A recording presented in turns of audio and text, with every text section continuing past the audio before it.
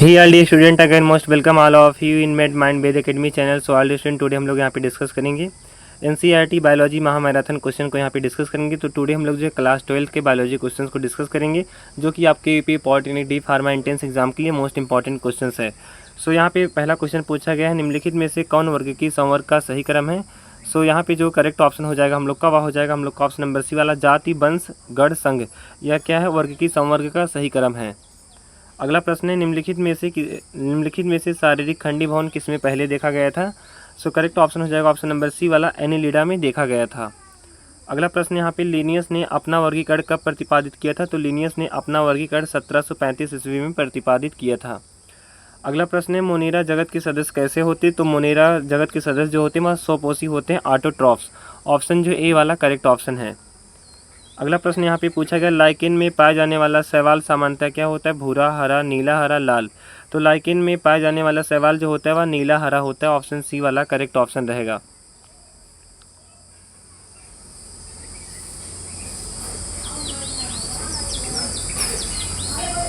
अगला प्रश्न, निम्न पौधों में से कौन बीज उत्पन्न करता है लेकिन फल नहीं पाया जाता है। मक्का, मिंट, पीपल, पाइनस। तो पाइनस और साइकस ऐसे प्लांट है जिसमें क्या होता है, बीज तो होता है बट उनमें क्या होता है, फल नहीं पाया जाता, क्योंकि उनमें जो ओवरी जो होता है वह अब्सेंट होता है।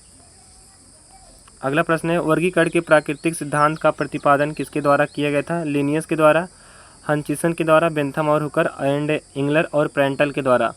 सो करेक्ट ऑप्शन रहेगा ऑप्शन नंबर सी वाला, बेंथम और हुकर के द्वारा। अगला प्रश्न है, शैवाल एल्गी में पोषण की विधि क्या है। Heterotrophic, chemoautotrophic, saprotrophic, photoautotrophic. तो शैवाल में जो पोषण की विधि होता है वह फोटोऑटोट्रॉफिक मतलब कि प्रकाश स्वपोषी होता है। अगला प्रश्न यहाँ पे, किन प्राणियों में पौधों तथा जंतुओं दोनों के गुण पाए जाते हैं। Paramecium, euglena, mycoplasma, bacteria.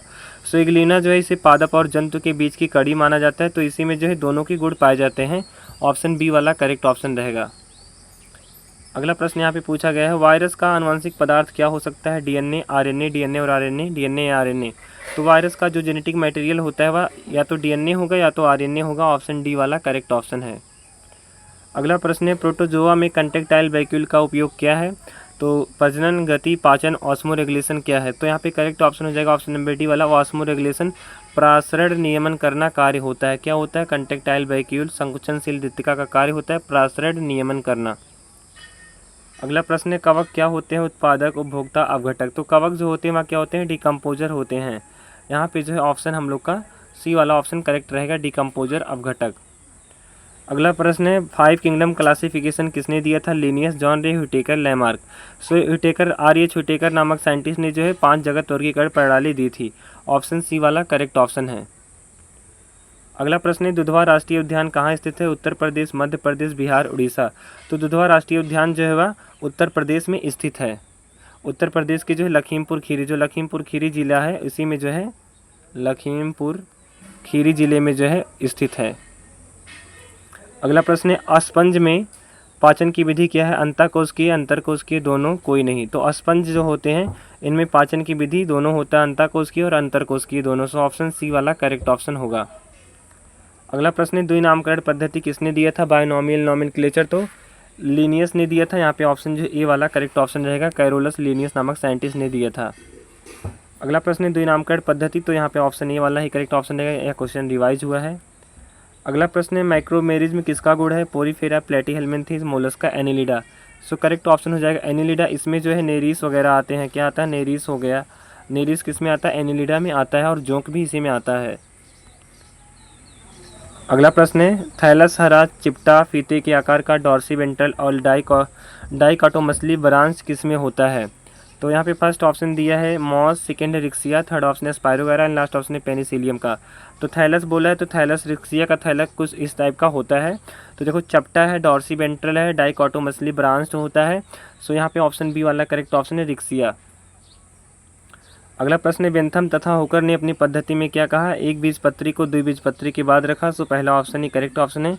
पहले जो है एक बीजपत्री को जो है द्विबीजपत्री के बाद, मतलब कि जो है इन्होंने पहले डाइकोटिलेडॉन को रखा फिर मोनोकोटिलेडॉन्स को रखा। ऑप्शन ए वाला करेक्ट ऑप्शन है। देन अगला प्रश्न पूछा है, माइकोप्लाज्मा क्या है। Eukaryotes, prokaryote, holozoic, monomorphic, monomorphic. So correct option होगा ऑप्शन नंबर बी वाला प्रोकैरियोट। माइकोप्लाज्मा क्या होता है? प्रोकैरियोट है, इसे पादप जगत का जोकर भी कहा जाता है। इसमें कोशिका भित्ति पाया जाता है। अगला प्रश्न है माइकोप्लाज्मा का आनुवंशिक पदार्थ क्या है? तो माइकोप्लाज्मा में डीएनए और आरएनए दोनों पाए जाते हैं। ऑप्शन सी वाला करेक्ट ऑप्शन है। अगला प्रश्न है माइकोप्लाज्मा का डीएनए होता है एक लड़ी वाला कुंडलित, दो लड़ी वाला कुंडलित। तो माइकोप्लाज्मा का डीएनए जो होता है डबल स्ट्रैंडेड डीएनए होता है। यहाँ पे ऑप्शन जो है बी वाला करेक्ट ऑप्शन रहेगा, दो कुंडलित डीएनए। अगला प्रश्न है माइकोप्लाज्मा का डीएनए क्या होता है? स्टोन प्रोटीन से घिरा रहता है, नग्न अवस्था में रहता है, एक लड़ी वाला अकुंडलित है, इनमें से कोई नहीं। तो माइकोप्लाज्मा का डीएनए जो होता है क्या है? नेक्ड होता है, मतलब कि खुला हुआ होता है। ऑप्शन जो यहाँ पे बी वाला करेक्ट ऑप्शन रहेगा। अगला प्रश्न है गेहूं के कीट का रोग किसके कारण होता है? Puccinia, Alternaria, Mucor, Ustilago. So correct option हो जाएगा ऑप्शन नंबर ए वाला पैक्सिनिया ग्रैमिनीस से क्या होता है? गेहूं का जो है black rust of beast disease जो है गेहूं का काज होता है। अगला प्रश्न है जीवाणुओं में नहीं होता है कोशिका भित्ति, राइबोसोम, माइटोकॉन्ड्रिया, जीवद्रव। तो जीवाणुओं में जो है माइटोकॉन्ड्रिया प्रेजेंट नहीं होता है। माइटोकॉन्ड्रिया को पावर हाउस ऑफ सेल कोशिका का ऊर्जा गृह कहा जाता है। अगला प्रश्न है मानव में कवकों द्वारा उत्पन्न एक सामान्य व्याधि क्या है? Cholera, typhoid, tetanus, ringworm. तो रिंगवर्म जो होता है, जो दाद होता है, वह क्या है? कवक के द्वारा होता है, फंगस के द्वारा। ऑप्शन यहाँ पे जो है डी वाला करेक्ट ऑप्शन है। टाइफाइड जो साल्मोनेला टाइफी बैक्टीरिया से होता है, कोलरा विब्रियो कोलोरी बैक्टीरिया से होता है, टिटनस जो क्लॉस्ट्रीडियम टिटेनी बैक्टीरिया से होता है। अगला प्रश्न है दलहनी पौधों की जड़ों की ग्रंथियों में पाए जाने वाले जीवाणु का नाम लिखिए जो नाइट्रोजन स्थिरीकरण में भाग लेता है। सो यहाँ पे पहला ऑप्शन है क्लॉस्ट्रीडियम, सेकेंड है एजोटोबैक्टर, थर्ड है राइजोबियम लेगुमिनोसेरम एंड लास्ट ऑप्शन है क्लोरोबियम। तो क्लोरोबियम ऐसे बैक्टीरिया जिनमें क्या होता है? क्लोरोफिल प्रेजेंट होता है। एंड यहाँ पे ऑप्शन सी वाला करेक्ट ऑप्शन रहेगा, राइजोबियम लेगुमिनोसेरम। अगला प्रश्न है पेनिसिलिन प्राप्त होता है। तो पेनिसिलिन जो है पेनिसिलियम नोटेटम नामक फंगस कवक से प्राप्त होता है, जो कि पहला एंटीबायोटिक है। यहाँ पे ऑप्शन ए वाला करेक्ट ऑप्शन है। यहाँ पे ऑप्शन सी वाला भी करेक्ट रहेगा, क्योंकि यहाँ पे पेनिसिलियम ट्राइसोजेनिकस से भी और पेनिसिलियम नोटेटम दोनों से प्राप्त होता है। लेकिन ज़्यादातर ऑप्शंस में आपसे पहला वाला ऑप्शन पूछा जाएगा। अगला प्रश्न है प्रोटोजोआ के उस वर्ग का क्या नाम है जिसमें अमीबा आता है? Mastigophora, Opalinata, Rhizopoda and last option है यहाँ पे Ciliata. So correct option option number C वाला राइजोपोडा। राइजोपोडा में अमीबा आता है। अगला प्रश्न है द्विनाम पद्धति किसने प्रतिपादित किया था? तो लिनियस ने प्रतिपादित किया था। अगला प्रश्न है मोनेरा जगत का सदस्य क्या है? बैक्टीरिया, अमीबा एंड यहाँ पे दिया हाइड्रा एंड लास्ट ऑप्शन है केचुआ।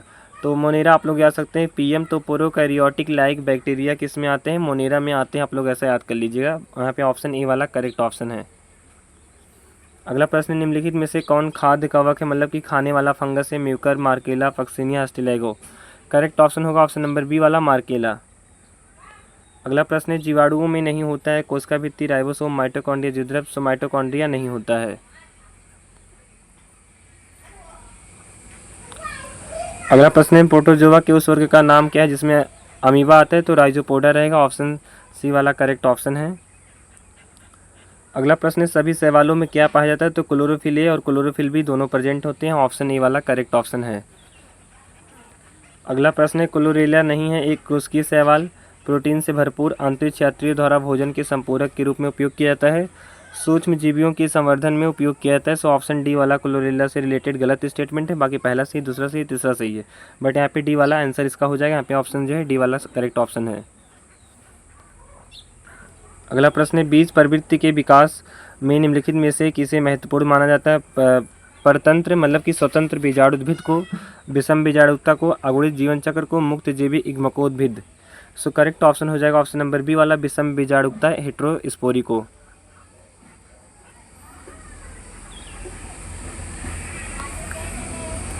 अगला प्रश्न है पर्वालाभ जड़े कोरालॉइड रूट किस में पाया जाता है? साइकस में, फिनेरिया में, टेरिस में, लाइकोपोडियम में। करेक्ट ऑप्शन हो जाएगा ऑप्शन नंबर ए वाला साइकस में।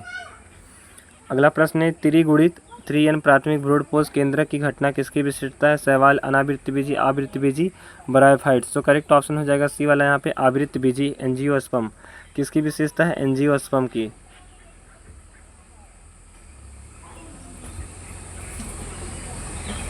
अगला प्रश्न है निम्नलिखित में से कौन सा शैवाल भूमि में वातावरण में वातावरण की नाइट्रोजन को स्थिर करता है एनाबीना, एलोथ्रिक्स, एस्पायरोगारा, म्यूकर। करेक्ट ऑप्शन हो जाएगा ऑप्शन नंबर ए वाला एनाबीना। अगला प्रश्न है टेडोफाइट्स में पुंधानी किस में उपस्थित होती है? पत्तेदार उद्भिद, प्रोथैलस, बीजाणु पर प्रथम तंतु। करेक्ट ऑप्शन हो जाएगा ऑप्शन नंबर यहाँ पे हम लोग का बी वाला प्रोथैलस में जो है क्या प्रेजेंट होता है? पुंधानी एंथ्रीडियम प्रेजेंट होता है। अगला प्रश्न है एसिटाबुलेरिया नामक शैवाल के प्रयोग द्वारा केंद्रक के महत्व को सर्वप्रथम किसने बताया था? वाटसन ने, हैमरलिंग ने, नीरेनबर्ग ने, रॉबर्ट ब्राउन ने। करेक्ट ऑप्शन हो जाएगा ऑप्शन नंबर बी वाला हैमरलिंग ने। अगला प्रश्न है हरित शैवाल डैश के रूप में भोजन को संग्रहित नहीं करते हैं? प्रोटीन, स्टार्च, तेल की बूंदें, ग्लूकोज। तो हरित शैवाल जो है ग्लूकोज के रूप में भोजन को संग्रहित नहीं करते हैं। ऑप्शन डी वाला करेक्ट ऑप्शन होगा। अगला प्रश्न है टेडोफाइट्स क्या कहलाते हैं? तो वेस्कुलर क्रिप्टोगेम्स कहलाते हैं। ऑप्शन बी वाला करेक्ट ऑप्शन रहेगा। अगला प्रश्न है स्टेबुलेरिया क्या है? तो स्टेबुलेरिया एक कोशिकीय हरी शैवाल है, ग्रीन एल्गी है। अगला प्रश्न है सभी शैवालों में कौन सा भोजन समुद्री शैवालों में से कौन भोजन के रूप में उपयोग नहीं किया जाता है? Laminaria, सारगासम, porphyra, ओलवॉक्स। सो ओलवॉक्स का उपयोग जो भोजन के रूप में नहीं होता है, बाकी यहाँ पे तीनों का होता है। अगला प्रश्न है कॉलोनीय में या फिर कॉलोनियल शैवाल का उदाहरण कौन है? क्लोरेला, ओलवॉक्स, यूरेथ्रिक्स, एस्पायरोगारा। करेक्ट ऑप्शन हो जाएगा हम लोग का ऑप्शन नंबर बी वाला ओलवॉक्स। अगला प्रश्न है कायिक प्रजनन किसके द्वारा होता है? विखंडन, अलैंगिक चल बीजाणु द्वारा, असमयुग्मकी, ये सभी। सो कायिक जनन जो है विखंडन फ्रेगमेंटेशन के द्वारा होता है। फ्रेगमेंटेशन के द्वारा जो है होता है फ्रेगमेंटेशन, FRAGMENTATION फ्रेगमेंटेशन। अगला प्रश्न है एल्जीनेट्स एल्जीनिक अम्ल के लवण जो कोशिका भित्ति में पाए जाते हैं किसके? तो फियोफाइसी के सदस्यों के शैवाल में कोशिका भित्ति में पाया जाता है। अगला प्रश्न है उन्नत वर्गीकरण के दौरान प्रजनन लक्षणों को अधिक महत्व क्यों दिया जाता है? सो पहला ऑप्शन है वनस्पतिक लक्षण पीढ़ी दर पीढ़ी कम या ज़्यादा स्थिर होते हैं। सेकेंड है प्रजनन लक्षण पीढ़ी दर पीढ़ी कम स्थिर होते हैं। थर्ड ऑप्शन है यहाँ पे वनस्पतिक लक्षणों को पर्यावरण द्वारा प्रभावित करना आसान होता है। एंड लास्ट ऑप्शन है प्रजनन लक्षण पीढ़ी दर पीढ़ी कम या ज़्यादा स्थिर होते हैं। तो यहाँ पे ऑप्शन सी वाला करेक्ट ऑप्शन हो जाए वनस्पतिक लक्षणों को पर्यावरण द्वारा प्रभावित करना आसान होता है उनमें जीन चेंजेस करके। अगला प्रश्न निम्न में से कौन ब्रायोफाइट मृतोपजीवी है? सो करेक्ट ऑप्शन हो जाएगा ऑप्शन नंबर सी वाला बक्सबोमिया। अगला प्रश्न है कैराजिन जल धारण करने वाला पदार्थ है, लाल शैवाल से प्राप्त किया जाने वाला पदार्थ है, सल्फेट के लिए जल धारण करने वाला पदार्थ है, सभी। तो कैराजिन क्या होता है? यहाँ पे ऑप्शन डी वाला सही भी यहाँ पे है, इससे रिलेटेड सभी स्टेटमेंट सही है। अगला प्रश्न है लीनियस द्वारा दिया गया वर्गीकरण किस पर निर्भर करता है? पादप रसायन, भ्रूण विज्ञान, पुमंग की संरचना, शरीर रचना विज्ञान। तो लीनियस ने जो बायोनॉमियल नॉमेनक्लेचर दिया था द्विनामकरण पद्धति, वह जो है पुमंग की संरचना पर निर्भर करता है। ऑप्शन सी वाला करेक्ट ऑप्शन है, एंथर पर डिपेंड करता है। अगला प्रश्न है निम्न में से कौन सा एक विषम युग्मकी प्रजनन उदाहरण है? इलोथ्रिक्स, एस्पायरोगारा, एस्पायरोगारा, फ्यूकस। यूडोराइना लिखा है यहाँ पे एंड यहाँ पे ऑप्शन डी वाला करेक्ट ऑप्शन हो जाएगा फ्यूकस। फ्यूकस क्या है? जो विषम युग्मकी प्रजनन वाले शैवाल का उदाहरण है। अगला प्रश्न है पर्वालाभ जड़ें किसमें पाई जाती हैं? साइकस में, फिनेरिया में, टेरिस में, लाइकोपोडियम। तो करेक्ट ऑप्शन हो जाएगा ए वाला साइकस में। अगला प्रश्न है जीवित संवहनी पादपों में सर्वाधिक प्राचीन क्या है? सो करेक्ट ऑप्शन हो जाएगा ऑप्शन नंबर ए वाला फर्न जो है सर्वाधिक प्राचीन है। अगला प्रश्न है निम्नलिखित में से किसमें चूसक प्रागनली पाई जाती है? पाइनस में, साइकस में, हिबिस्कस में, एलियम में। सो करेक्ट ऑप्शन हो जाएगा ऑप्शन नंबर बी वाला साइकस में। अगला प्रश्न है यहाँ पे उच्च आपुष्पी पादपों के सभी विभेदित अनावृतबीजी निम्नलिखित हैं सिवाय एक स्वतंत्र हरे युग्मकोद्भिद की उपस्थिति, एक बीजांड का विकास, प्रागनलिका का निर्माण, एधा की उपस्थिति। तो उच्च आपुष्पी पादपों के सभी विभेदित अनावृतबीजी निम्नलिखित है सिवाय एक स्वतंत्र हरे युग्मकोद्भिद की उपस्थिति के नहीं होते। बाकी यहाँ पे पहला, दूसरा, तीसरा, चौथा स्टेटमेंट सही है। अगला प्रश्न है पायरिनॉइड बने होते तो पायरिनॉइड जो है प्रोटीन युक्त केंद्र और स्टार्च युक्त आवरण से बने होते हैं। अगला प्रश्न है निम्नलिखित में से किसमें आकाशाभी नर और मादा युग्मक पाए जाते हैं? करेक्ट ऑप्शन हो जाएगा एस्पायरोगारा। एस्पायरोगारा को जो है स्केलरी नुमा जो है शैवाल भी कहा जाता है, तो इसी में जो है आकाशाभी नर युग्मक और मादा युग्मक पाए जाते हैं। अगला प्रश्न है समतापता किसके द्वारा प्रदर्शित की जाती है? सभी उल्बी, पक्षी और स्तनधारी। तो ऑप्शन यहाँ पे बी वाला करेक्ट ऑप्शन है होम्योथर्मी जो है वह पक्षी और स्तनधारी होते हैं, बर्ड और मैमल्स। अगला प्रश्न है निम्न में से किसकी अनुपस्थिति में चिड़िया चमगादड़ से भिन्न होती है? तो डायाफ्राम की अनुपस्थिति में। ऑप्शन डी वाला करेक्ट ऑप्शन है। अगला प्रश्न है, पक्षियों के वायु कोश सहायक होते हैं शरीर भार को कम करने में। ऑप्शन सी जो है करेक्ट ऑप्शन है। अगला प्रश्न है, इकानोडर्म की विशेषता नहीं है। तो इकानोडर्म की विशेषता नहीं होती है होम्यो उभयलिंगी जीव, मतलब कि ये जो है होमोफ्रोडाइट नहीं होते हैं। होमोफ्रोडाइट जो है नहीं होते हैं।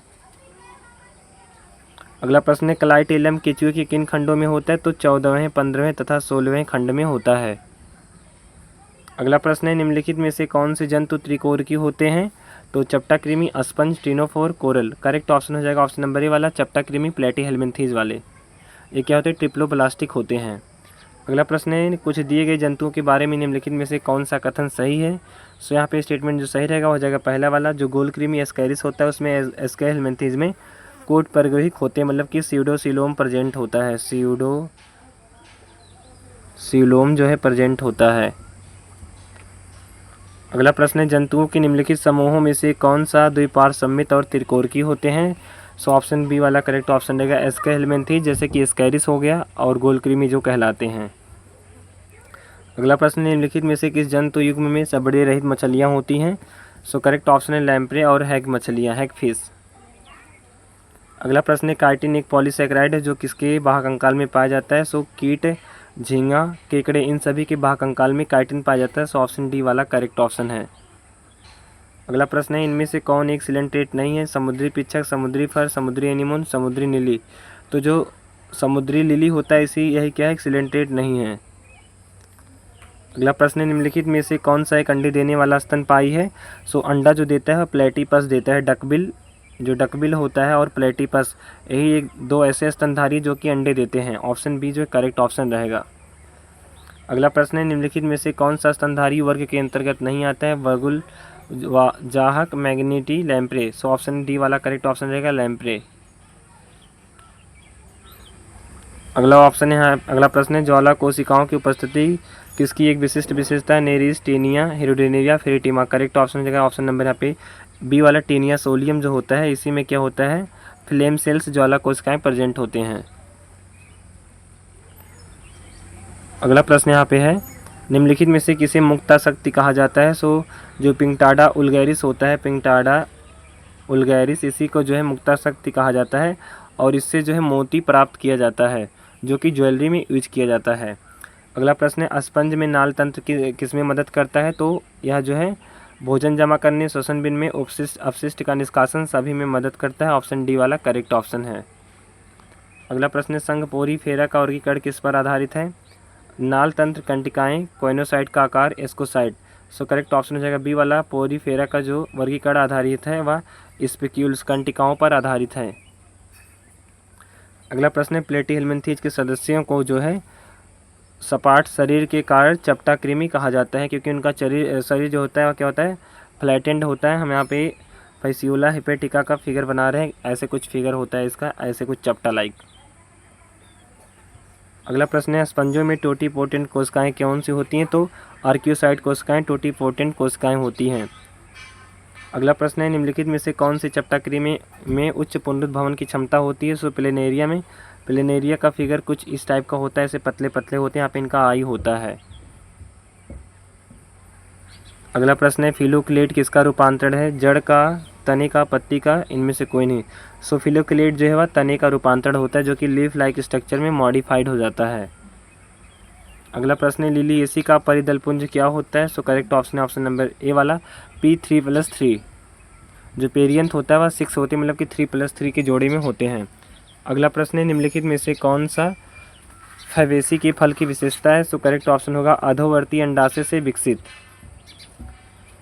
अगला प्रश्न है, किस कुल में चतुर्दीर्घी पुंकेसर, मतलब कि टेट्राडाइनेमस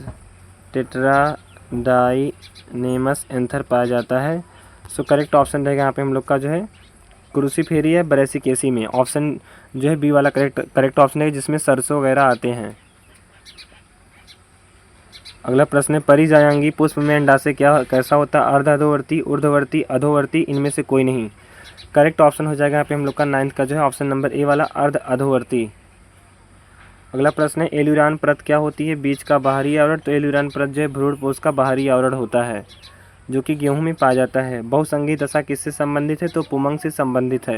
ये सभी क्वेश्चन आपके जो है 2022 हो गया, 2020 हो गया एंड जो है 2021 में पूछे हुए क्वेश्चन है लगभग। अगला प्रश्न, निम्नलिखित में से किसमें भित्तीय बीजांडन्यास होता है? तो भित्तीय बीजांडन्यास जो होता है वह आर्जीमोन में होता है। आर्जीमोन का जो मतलब फल होता है वह कुछ इस टाइप का होता है। इसमें ऐसे साइड में ऐसे मतलब प्लेसेंटन लगे रहते हैं भित्तीय बीजांडन्यास। अगला प्रश्न पूछा गया है, निम्नलिखित में से किस कुल में चतुर्दीर्घी पुष्पक्रम होता है? तो यहाँ पे पहला ऑप्शन करेक्ट ऑप्शन हो जाएगा, फैबेसी में होता है। असीमाक्षी पुष्पक्रम होता है, तो यहाँ पे ऑप्शन ए वाला करेक्ट ऑप्शन रहेगा, फैबेसी। यहाँ पे रेसीमोज इन्फ्लोरेसेंस पूछा है। अगला प्रश्न है, मूल ग्रंथिका के साथ जड़ी किसमें पाई जाती हैं? सो करेक्ट ऑप्शन हो जाएगा फैबेसी या लेगुमिनेसी में जो है पाए जाते हैं। अगला प्रश्न है, बहुसंघी दशा, तो यहाँ पुमंग से हो जाएगा। अगला प्रश्न है, वर्ग क्लोरोफाइसी का मुख्य संचित खाद्य पदार्थ क्या है? सो वह जो है मंड होता है, स्टार्च होता है। अगला प्रश्न है, निम्नलिखित में से कौन सा एक तने का रूपांतरण है? तो तने का रूपांतरण जो होता है वो बोगेनविलिया होता है, जिसमें कांटे निकले रहते हैं जो कि इसकी जो सुरक्षा करते हैं जानवरों से। यहाँ पे जो पूछा है कि तने का रूपांतरण, तो यहाँ पे सलजम तने का रूपांतरण नहीं है। यहाँ पे सलजम जो है वह तने का रूपांतरण नहीं, क्योंकि यह जो है रूट मॉडिफाइड रूट रहेगा। यहाँ पे जो है ऑप्शन बी सही है, सी सही है, डी सही है, बट यहाँ पे सलजम वाला नहीं सही, तो यहाँ पे 28 का ऑप्शन ए वाला होगा, सलजम। अगला प्रश्न हो जाएगा, अरबी में क्या होता है? तो अरबी में जो है तना भंडारण के लिए रूपांतरित हो जाता है। अगला प्रश्न है, मूंगफली किस कुल का पौधा है? तो फैबेसी या लेगुमिनेसी कुल का पौधा है। अगला प्रश्न है, पुंकेसर को 2 से अधिक बंडलों में व्यवस्थित किया जा सकता है, तो यह जो है बहुसंघी कहलाता है। ऑप्शन जो है बी वाला करेक्ट ऑप्शन रहेगा। परिदलपुंज से जुड़े पुंकेसरों को क्या कहा जाता है? तो इसे परिदल लग्न कहा जाता है। अगला प्रश्न यहाँ पे जो है, अंतर्वेशी विभेद्योतक के लिए कौन सा सही है? सो ऑप्शन डी वाला करेक्ट ऑप्शन है। यहाँ पे प्राथमिक वृद्धि के लिए उत्तरदायी होता है, घासों के पुनरुद्भवन के लिए उत्तरदायी है, एक बीजपत्री पादपों में विद्यमान होता है। उपरोक्त सभी स्टेटमेंट सही है। अगला प्रश्न, द्विबीजपत्री मूल में संवहन कैम्बियम क्या होता है? तो फ्लोएम बंडलों के ठीक ऊपर ऊतक से निकलती है, अनुपस्थित होता है, मूल में पूरी तरह से माध्यमिक है। सो ऑप्शन सी वाला करेक्ट ऑप्शन है। जो डाइकोटिलेडन्स रूट होता है उनमें जो वेस्कुलर कैम्बियम होता है वह रूट में जो है पूरी तरह से मध्य में होता है। अगला प्रश्न है, पौधों में शाख कोशिकाएं किससे संबंध होती हैं? तो चालनी तत्व से संबंधित होते हैं, सीब एलिमेंट से। अगला प्रश्न है, निम्नलिखित में से किस पादप के फ्लोएम में शाख कोशिकाएं नहीं होती हैं? सो करेक्ट ऑप्शन हो जाएगा ए वाला, साइकस। साइकस में जो है कंपेनियन सेल्स नहीं होते हैं। अगला प्रश्न है, उस पादप का नाम क्या है जिसमें सिस्टोलिथ पाई जाती है? सो ऑप्शन ए वाला करेक्ट ऑप्शन रहेगा, फाइकस। अगला प्रश्न है, कैस्पेरियन पट्टी किस में पाई जाती है? सो कैस्पेरियन पट्टी जो होती है वह अंतः त्वचा में पाया जाता है। अगला प्रश्न, निम्नलिखित में से कौन सा शीर्ष विभेद्योतक के लिए सही है? सो ऑप्शन डी वाला करेक्ट ऑप्शन रहेगा। यहाँ पे सभी स्टेटमेंट सही है। प्राथमिक वृद्धि के लिए उत्तरदायी है, प्राथमिक अस्थायी ऊतक बनाता है, प्राथमिक विभेद्योतक है। उपरोक्त यहाँ पे सभी स्टेटमेंट सही है। अगला प्रश्न है, चिकनी पेशियाँ क्या है? तो चिकनी पेशियाँ जो होती है वह अनैच्छिक होती है, अनवॉलेंट्री, तर्क रूप मतलब कॉन्सेप्ट एंड जो अरेखित अनस्टेटेड होते हैं। अगला प्रश्न, निम्नलिखित में से कौन सा एक प्रकार का ऊतक है? आहार नाल यकृत रुधिर। रुधिर क्या है? यह फ्लूइड कनेक्टिव टिश्यू है। क्या है? फ्लूइड कनेक्टिव टिश्यू है, तरल संयोजी ऊतक है। अगला प्रश्न है, फेफड़ों की वायु थैली और रक्त वाहिकाओं की दीवारों की उपकला कैसी होती है? तो सरल सल की उपकला होती है। ऑप्शन बी वाला करेक्ट ऑप्शन है। अगला प्रश्न, निम्नलिखित में से किसका उद्भव भ्रूणीय मेजोडर्मल स्तर से हुआ है? सो करेक्ट ऑप्शन रहेगा यहाँ पे सी वाला, ब्लड का जो उद्भव होता है एम्ब्रियोनिक मेजोडर्मल से लेयर से होता है, स्तर से होता है। अगला प्रश्न है, आंत और रक्तवाहिकाओं की मांसपेशियां कैसी होती है? तो अनैच्छिक होती हैं और चिकनी होती हैं। ऑप्शन जो है ए वाला करेक्ट ऑप्शन रहेगा। अगला प्रश्न यहाँ पे पूछा है, चिकनी पेशियां पाई जाती है? तो चिकनी पेशियां आंतरिक अंगों पर, आंतरिक अंग पर, रक्तवाहिकाओं पर, उपरोक्त सभी पर पाए जाते हैं। अगला प्रश्न है, जटिल जंतुओं के शरीर में सबसे प्रचुर और व्यापक रूप से वितरित ऊतक कौन सा है? तो संयोजी ऊतक है। ऑप्शन बी वाला करेक्ट ऑप्शन है। अगला प्रश्न यहाँ पे, तिलचट्टा में उत्सर्जन किसके द्वारा होता है? तो तिलचट्टा में उत्सर्जन मैलपेघी नलिकाओं के द्वारा होता है। अगला प्रश्न है, निम्नलिखित में से किस रुधिर वर्ग को सर्वग्राही माना जाता है? सो ऑप्शन यहाँ पे सी वाला करेक्ट रहेगा। ए भी क्या है? सर्वग्राही है, और ओ क्या है? सर्वदाता है, यूनिवर्सल डोनर। अगला प्रश्न है, रक्तवाहिकाओं को अस्तर करने वाली कोशिकाएं किस किस श्रेणी में आती हैं? तो सल की उपकला की श्रेणी में आती हैं। अगला प्रश्न है कंडरा और स्नायु किसका उदाहरण? तो कंडरा और स्नायु सघन नियमित संयोजी ऊतक के उदाहरण हैं। अगला प्रश्न है तिलचट्टे की देह गुहा क्या होती है? तो यह जो है हीमोसील होता है, ऑप्शन बी वाला करेक्ट ऑप्शन है। अगला प्रश्न है किस प्रकार के ऊतक ग्रंथियां बनाते हैं? सो उपकला ऊतक जो है ग्रंथि का फॉर्मेशन करते हैं। अगला प्रश्न है तिलचट्टे का श्वसन अंग क्या है? तो तिलचट्टे का श्वसन अंग जो होता है वह ट्रैकिया होता है। क्या होता है? ट्रैकिया। अगला प्रश्न है वह ऊतक जो शरीर को बाहर से ढकता है और मस्तिष्क, फेफड़े और हृदय वाहिकाओं और गुहा जैसे अंगों को भी अस्तर करता है, कौन सा है? तो उपकला ऊतक है एपिथेलियम ऊतक, एपिथेलियम टिश्यू। अगला प्रश्न है कॉकरोच का मुख्य उत्सर्जी उत्पाद कौन सा है? तो कॉकरोच का मुख्य उत्सर्जी उत्पाद जो होता है वह यूरिक एसिड होता है, ऑप्शन जो सी वाला करेक्ट ऑप्शन है। अगला प्रश्न निम्नलिखित में से कौन सा प्राक केंद्रकियों की विशेषता मध्यकाय नग्न DNA plasmid and last option यहाँ पे जो उपरोक्त सभी। सो प्राक केंद्रीय का मतलब है प्रोकैरियोटिक की विशेषता क्या है? सो मध्यकाय मेजोसोम पाया जाता है, डीएनए जो है नग्न होता है, प्लाज्मिड भी पाया जाता है, उपरोक्त सभी यहाँ पे सही है। अगला प्रश्न है जंतु कोशिकाओं में लिपिड जैसे स्टेरॉयडल हार्मोन का संश्लेषण किसमें होता है? सो यह जो है चिकनी अंतरपर्देबीय जालिका में होता है, खुरदरी अंतरपर्देबीय जालिका में प्रोटीन का संश्लेषण होता है और चिकनी में जो है लिपिड और स्टेरॉयडल हार्मोन का संश्लेषण होता है। अगला प्रश्न है जीवन का भौतिक आधार क्या है? तो जीवद्रव्य है, जिसे किसने जीवन का भौतिक आधार जीवद्रव्य है या जो है हक्सले नामक साइंटिस्ट ने कहा था। अगला प्रश्न निम्न में से किसमें जल अपघटनीय एंजाइम सम्मिलित हैं? तो जल अपघटनीय एंजाइम जो होते हैं वह लाइपेज है, प्रोटीज है, कार्बोहाइड्रेट, यहाँ पे ऑप्शन डी वाला करेक्ट ऑप्शन है सभी। अगला प्रश्न निम्नलिखित में से किसके अतिरिक्त सभी एक सुकेंद्र की कोशिका के अंतर झिल्ली तंत्र का भाग है? मतलब कि सुकेंद्र की मतलब यूकैरियोटिक, तो यहाँ पे ऑप्शन डी वाला करेक्ट ऑप्शन है। सूत्रकणिका, सूत्रकणिका का मतलब होता है माइटोकॉन्ड्रिया। अगला प्रश्न है राइबोसोम की दोनों सब इकाइयों के जुड़ने में Mg2+ आयन की सांद्रता की आवश्यकता होती है, जो कि कितना होता है? सो करेक्ट ऑप्शन हो जाएगा ऑप्शन नंबर डी वाला 0.1 मोल। अगला प्रश्न है 70S राइबोसोम के कौन से दो सब यूनिट होते हैं? तो 50S और 30S होते हैं। अगला प्रश्न तिलचट्टे का श्वसन अंग क्या है? तो ट्रैकिया होता है। अगला प्रश्न यहाँ पे 80S राइबोसोम के कौन से दो सब यूनिट हैं? तो इसका 60S और 40S होता है और 50S और 30S जो 70S का होता है। अगला प्रश्न है अंतःकटक किसके मध्य से निर्मित होता है? तो अंतःकटक जो है वह आंतरिक झिल्ली के अंतर्वलन से निर्मित होता है, इनफोल्डिंग से।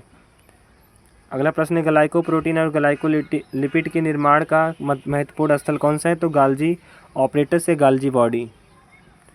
अगला प्रश्न है जीवाणु में कौन सी संरचनाएं सूत्रकणिका का कार्य करती हैं? सो मीजोसोम जो होता है मध्यकाय, इसी को मीजोसोम कहा जाता है, जो कि जीवाणु में माइटोकॉन्ड्रिया का कार्य करता है। अगला प्रश्न है कोशिका कला के संबंध में निम्नलिखित में से सही कथन का चयन करें। सो करेक्ट ऑप्शन हो जाएगा यहाँ पे हम लोग का ऑप्शन नंबर डी वाला, कोशिका कला का तरल मोजेक मॉडल सिंगर और निकोलसन द्वारा प्रस्तावित किया गया था। अगला प्रश्न है एंजाइम सक्सिनिक डिहाइड्रोजिनेज का प्रतिस्पर्धी संदमक कौन सा है? तो यह जो है मेलेट एंजाइम होता है, यहाँ पे जो है मेलोनेट मतलब कि मेलोनेट एंजाइम होगा, ऑप्शन जो है बी वाला करेक्ट ऑप्शन रहेगा मेलोनेट। अगला प्रश्न है निम्न में से कौन सा एंजाइम की क्रियाशीलता को नष्ट करता है? उच्च तापमान, न्यून तापमान, पीएच, बी और सी दोनों। सो करेक्ट ऑप्शन हो जाएगा डी वाला बी। यहाँ पे जो है पीएच भी इफेक्ट करेगा और टेम्परेचर भी, ऑप्शन यहाँ पे डी वाला करेक्ट ऑप्शन रहेगा, बी और सी दोनों, ए वाला नहीं रहेगा, सिर्फ ओनली ए वाला नहीं होगा। अगला प्रश्न है एंजाइमों के अप्रोटीन घटक क्या कहलाते हैं? तो यह जो है सहकारक कहलाते हैं, ऑप्शन सी जो करेक्ट ऑप्शन है। अगला प्रश्न है निम्न में से प्राणी जगत में सबसे प्रचुर मात्रा में प्रोटीन कौन सा है? तो कोलेजन होता है, ऑप्शन जो है यहाँ पे ए वाला करेक्ट ऑप्शन रहेगा कोलेजन। अगला प्रश्न है न्यूक्लिक अम्ल का एकलक क्या है? तो करेक्ट ऑप्शन हो जाएगा न्यूक्लियोटाइड। अगला प्रश्न निम्नलिखित में से कौन सा तत्व मानव शरीर में नगण्य मात्रा में उपस्थित होता है? Silicon, sulphur, magnesium, sodium. Correct option हो जाएगा सी वाला सिलिकॉन। अगला प्रश्न है सेलुलोज किस में उपस्थित होता है? तो यह जो है कपास के तंतु, कागज, पादपों की कोशिका भित्ति सभी में उपस्थित होता है, ऑप्शन डी वाला करेक्ट ऑप्शन है। अगला प्रश्न है निम्न में से कौन एंजाइम की क्रियाशीलता को नष्ट करता है? सो यहाँ पे जो ए वाला दिया है तापमान या सेकेंड टाइम, यहाँ पे ऑप्शन बी और सी दोनों रहेगा। अगला प्रश्न है प्रोटीन अमीनो अम्ल के क्या होते हैं? तो प्रोटीन अमीनो अम्ल के जो है विषम बहुलक होते हैं। अगला प्रश्न न्यूक्लियोटाइड किसके बने होते हैं? तो न्यूक्लियोसाइड जो बना होता है शुगर और जो है नाइट्रोजनी क्षार से मिलकर बना होता है। अगला प्रश्न है प्रोटीन क्या होते हैं? तो विषम बहुलक होते हैं। अगला प्रश्न है तारक केंद्र के समय प्रतिकृति कौन करता है? तो यस तारक केंद्र जो है यस चरण के समय प्रतिकृति करता है, रेप्लिकेशन करता है। यहाँ पे जो ऑप्शन बी वाला करेक्ट ऑप्शन रहेगा यस स्टेज। अगला प्रश्न है वही कोशिकाएं कौन सी है जिनमें सेंट्रियोल नहीं होता है? तंत्रिका कोशिका, जनन कोशिका, अस्थि कोशिका, यकृत कोशिका। करेक्ट ऑप्शन हो जाएगा ए वाला तंत्रिका कोशिका। अगला प्रश्न है पुनर्संयोजन रिकॉम्बिनेशन की घटना किसके बीच होती है? तो समजात गुणसूत्रों के केवल नॉन सिस्टर क्रोमेटिन मतलब कि गैर सह अर्ध गुणसूत्रों के मध्य होता है। अगला प्रश्न है यदि हम चरण के अंत में एक प्याज के शीर्ष पर पाई जाने वाली कोशिका का डीएनए अंश 2C है तो यस चरण के अंत में इसका डीएनए अंश क्या होगा? तो करेक्ट ऑप्शन हो जाएगा डी वाला 4C होगा, दोगुना हो जाएगा। अगला प्रश्न है पोटोमीटर किसके सिद्धांत पर कार्य करता है? तो पोटोमीटर जो है वह अवशोषित पानी की मात्रा वाष्पोत्सर्जन की मात्रा के बराबर होता है, इस पर कार्य करता है। अगला प्रश्न है यदि किसी पौधे की वाष्पोत्सर्जन की दर धीरे धीरे बढ़ेगी यदि किसी पौधे के वाष्पोत्सर्जन की दर धीरे धीरे बढ़ेगी, यदि क्या हो तो सापेक्ष आर्द्रता घट जाती है, तब धीरे धीरे बढ़ती है। अगला प्रश्न है पौधों में जल संचलन का संश्लेषण सिद्धांत किसके द्वारा प्रतिपादित किया गया था? तो हेनरी डिक्सन के द्वारा किया गया था। यहाँ पे ऑप्शन जो ए वाला करेक्ट ऑप्शन रहेगा। अगला प्रश्न है बिंदु स्त्राव प्राय होता है? तो बिंदु स्त्राव शाकीय पौधों में होता है, जैसे कि हर्ब वाले प्लांट जिसको हम जो है मतलब सिकल वगैरह से चाकू वगैरह से काट सकते हैं, वही क्या होते हैं शाकीय पौधे होते हैं। अगला प्रश्न है निम्नलिखित में से सही समीकरण का चयन करें। सो करेक्ट ऑप्शन हो जाएगा ऑप्शन नंबर डी वाला DPD इक्वल टू होता है DPD equal to OP minus WP होता है, यह आप लोग पढ़ेंगे वाटर पोटेंशियल वाले में। अगला प्रश्न यहाँ पे पौधों में जल और खनिज का परिवहन किसके द्वारा होता है? सो करेक्ट ऑप्शन हो जाएगा जाइलम और जाइलम ऊतक जो जल और खनिज का परिवहन करता है, फ्लोएम ऊतक जो होता है फूड का भोजन का परिवहन करते हैं। अगला प्रश्न यहाँ पे पौधों में खाद्य पदार्थों का स्थानांतरण किससे होता है? तो यहाँ पे जो फ्लोएम कोशिकाओं द्वारा होता है, जो कि हमने अभी आपको बताया। अगला प्रश्न है यहाँ पे पानी में रखे सूखे बीज फूल जाते हैं, तो यह जो है अंतःशोषण के कारण फूल जाते हैं, जैसे कि लकड़ी के दरवाजे भी बरसात में फूल जाते हैं। अगला प्रश्न है केल्विन चक्र का अंतिम उत्पाद क्या है? तो ReBP होता है, राइबोलोज बाईफास्फेट होता है, यहाँ पे ऑप्शन जो है ए वाला करेक्ट ऑप्शन रहेगा। अगला प्रश्न है केल्विन चक्र के कितने फेरों से ग्लूकोज का एक अणु प्राप्त होता है? सो करेक्ट ऑप्शन हो जाएगा 6 फेरों से जो है ग्लूकोज का एक मॉलिक्यूल प्राप्त होता है। अगला प्रश्न है पृथ्वी पर सर्वाधिक मात्रा में कौन सा एंजाइम पाया जाता है? तो रुबिस्को रहेगा। अगर वहाँ पे जो है वहाँ पे प्रचुर प्रोटीन पूछा था तो प्रोटीन पूछे तो कोलेजन होगा, एंजाइम पूछे तो रुबिस्को। अगला प्रश्न है इमर्सन प्रभाव की खोज सबसे पहले किसमें दिखाया गया था? तो 2 अलग फोटोकेमिकल प्रतिक्रियाओं में दिखाया गया था। अगला प्रश्न यहाँ पे जो है C4 चक्र में प्राथमिक कार्बन डाइऑक्साइड स्वीकारता कौन है? सो यहाँ जो है फास्फोइनॉल पायरुवेट होता है पेप, जिसे शॉर्ट फॉर्म में पेप कहा जाता है। 3 कार्बन कंपाउंड होता है जो कि C4 प्लांट में सबसे पहले CO2 को जो है एक्सेप्ट करता है। जब आप लोग रिएक्शन पढ़ेंगे तब आपको समझ में आ जाएगा फास्फोइनॉल पायरुवेट। दिया गया यहाँ पे जो है लिमिटिंग फैक्टर का नियम किसके द्वारा दिया गया था? मतलब कि सीमा कारकों के सिद्धांत का नियम जो किसके द्वारा दिया गया था? तो करेक्ट ऑप्शन जो हो जाएगा ऑप्शन नंबर बी वाला ब्लैकमैन के द्वारा जो है दिया गया था। अगला प्रश्न यहाँ पे दिया है वायुमंडल में CO2 की सांद्रता लगभग कितनी होती है? 0.03%। 0.03%, तो करेक्ट ऑप्शन रहेगा बी वाला 0.03% होता है, ऑप्शन बी जो है करेक्ट ऑप्शन है। अगला प्रश्न दिया है ATP के लिए निम्नलिखित में से कौन सा कथन सत्य है? ATP एक एंजाइम का प्रोस्थेटिक हिस्सा है। ATP एक एंजाइम है। ATP एंजाइम का कार्बनिक आयन है। ATP एक सह एंजाइम है। सो ATP के लिए जो यहाँ पे स्टेटमेंट सही है वह हो जाएगा ऑप्शन नंबर डी वाला ATP एक सह एंजाइम है, को एंजाइम है।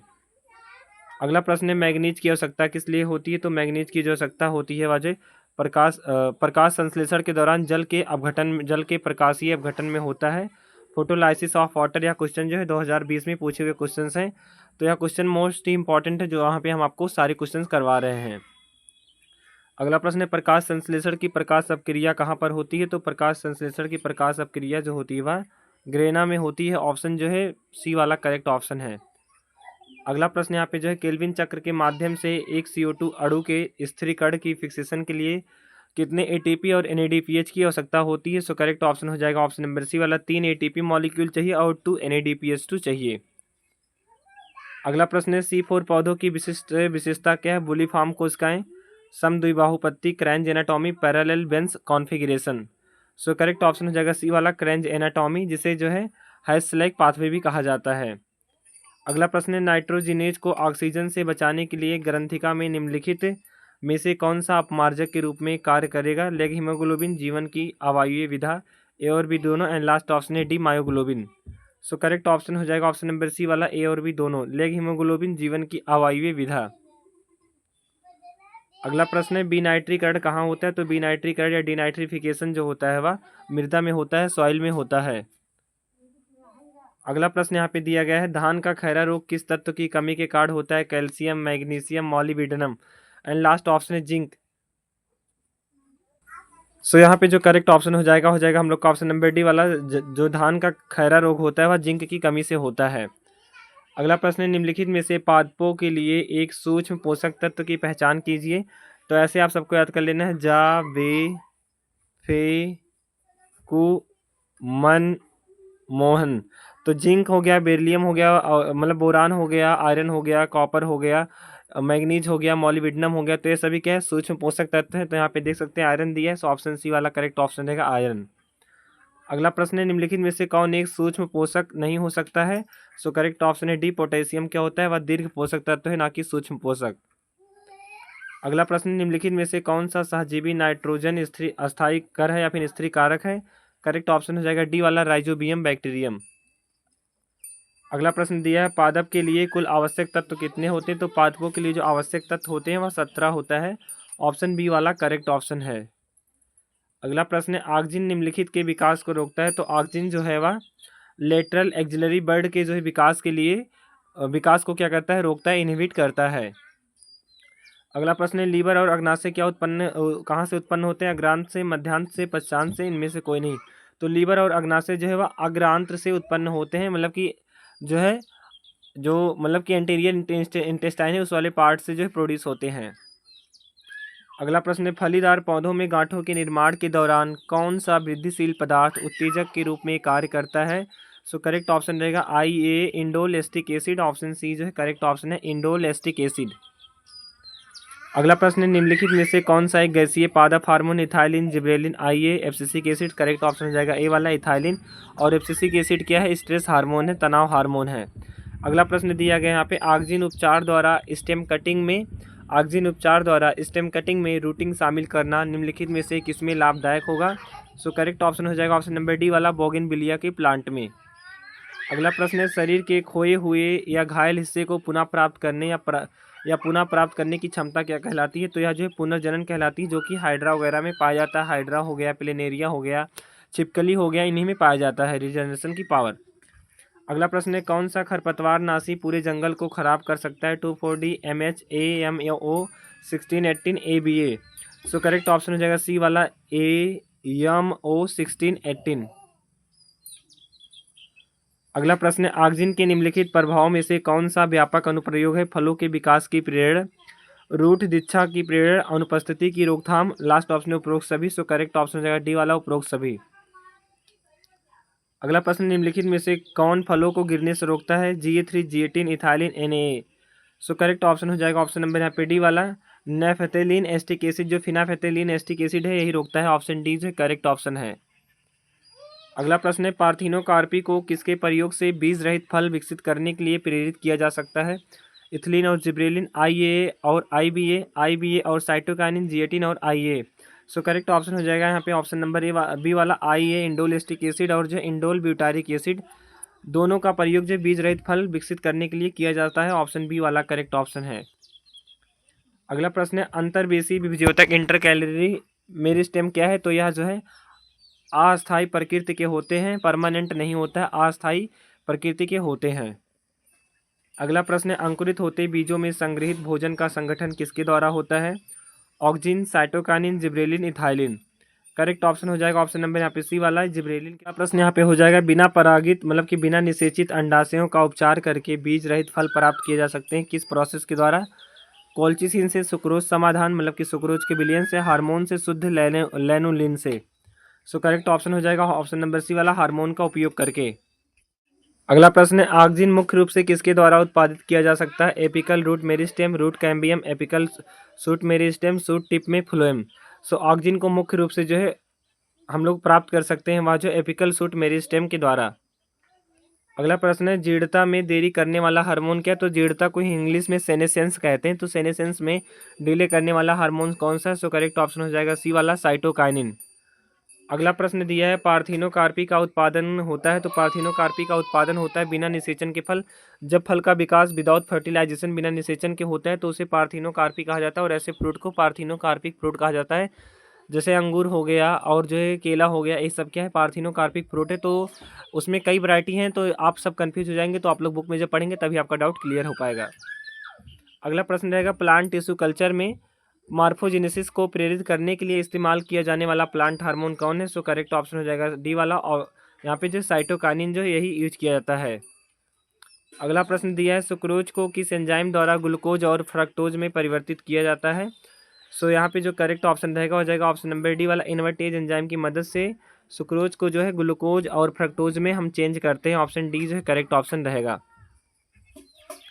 अगला प्रश्न है, किण्वन के बारे में निम्न में से कौन सा कथन सही है? तो किण्वन के बारे में जो स्टेटमेंट सही है वह हो जाएगा डी वाला, ग्लूकोज का केवल आंशिक भंजन होता है। ग्लूकोज के प्रत्येक अणु के लिए एटीपी के केवल 2 अणुओं का शुद्ध लाभ होता है। किण्वन में क्या होता है? NADH को NAD+ में धीरे धीरे ऑक्सीकृत किया जाता है। ऑप्शन डी वाला करेक्ट ऑप्शन है ये सभी। अगला प्रश्न यहाँ पे दिया, लैक्टेट किण्वन में लैक्टेट फर्मेंटेशन में पायरूवेट को लैक्टेट में किसके द्वारा अपचयित किया जाता है? सो करेक्ट ऑप्शन रहेगा बी वाला, लैक्टेट डिहाइड्रोजिनेज की मदद से। अगला प्रश्न है, क्रेब्स चक्र के एक बार चलने में NADPH बनते हैं। तो क्रेब्स चक्र के 1 साइकिल कंप्लीट होने में जो NADPH बनता है वह 3 NADPH मॉलिक्यूल बनते हैं। ऑप्शन बी जो है करेक्ट ऑप्शन है। अगला प्रश्न है, कोशिकीय श्वसन में ग्लूकोज से पायरुविक अम्ल का बनना क्या कहलाता है? तो सेलुलर रिस्पायरेशन में ग्लूकोज से क्या बन रहा है? पायरुविक एसिड, या क्या कहलाता है? तो यह जो है ग्लाइकोलाइसिस कहलाता है। ऑप्शन ए वाला करेक्ट ऑप्शन है। अगला प्रश्न है, सबसे पहली बार क्रेब्स चक्र को किसने स्पष्ट किया था? तो यहाँ पे ऑप्शन जो है फ्रेडरिक क्रेब है, second Hans Krebs, third option है Edward Krebs, and last option है टिलमैन क्रेब। तो सभी के नाम में क्रेब क्रेब लगा है, बट करेक्ट ऑप्शन हो जाएगा ऑप्शन नंबर ए वाला, फ्रेडरिक क्रेब ने। अगला प्रश्न है, रक्त द्वारा अवशोषित कार्बन डाइऑक्साइड का लगभग 70% भाग फेफड़ों तक पहुंचाया जाएगा किसके फॉर्म में? बाइकार्बोनेट आयनों के रूप में। तो यहाँ पे जो है CO2 जो मतलब कि जाता है फेफड़ों तक, या जो SCO3 निगेटिव मतलब कि बाइकार्बोनेट आयनों के रूप में जो है पहुंचाया जाता है। ऑप्शन ए वाला करेक्ट ऑप्शन रहेगा, in the form of bicarbonate ion. अगला प्रश्न है, प्रत्येक 100 मिलीलीटर ऑक्सीजनित रुधिर द्वारा कोशिका में कार्बन डाइऑक्साइड की कितनी मात्रा को वितरित किया जाता है, डिस्पर्स किया जाता है? सो राइट ऑप्शन हो जाएगा ऑप्शन नंबर ए वाला, 4 मिलीलीटर। अगला प्रश्न है, प्रत्येक 100 वही क्वेश्चन है, यहाँ पे रिवीजन हो गया है। देन यहाँ पे दिया है, श्वसन भागफल का अर्थ क्या है? तो श्वसन भागफल का मतलब होता है कि जो है कार्बन डाइऑक्साइड के उत्पादन एवं ऑक्सीजन के ग्रहण का अनुपात। तो मतलब कि होता है CO2 की उत्पत्ति और ऑक्सीजन का मतलब कि ग्रहण मतलब कि गेन करना। तो ऑप्शन यहाँ पे बी वाला करेक्ट ऑप्शन देगा, कार्बन डाइऑक्साइड का उत्पादन और ऑक्सीजन का जो है खपत या फिर ग्रहण का अनुपात, यही जो क्या होता है श्वसन भागफल होता है, RQ होता है। अगला प्रश्न है, रुधिर में कार्बन डाइऑक्साइड को ऊतकों द्वारा विसर्जित किया जाता है और इसे किस रूप में वायु कोषों तक पहुंचाया जाता है? सो करेक्ट ऑप्शन हो जाएगा ऑप्शन नंबर यहाँ पे ए वाला, बाइकार्बोनेट के फॉर्म में, और 70% कार्बन डाइऑक्साइड को ही पहुंचाया जाता है। ऑप्शन ए वाला करेक्ट ऑप्शन रहेगा।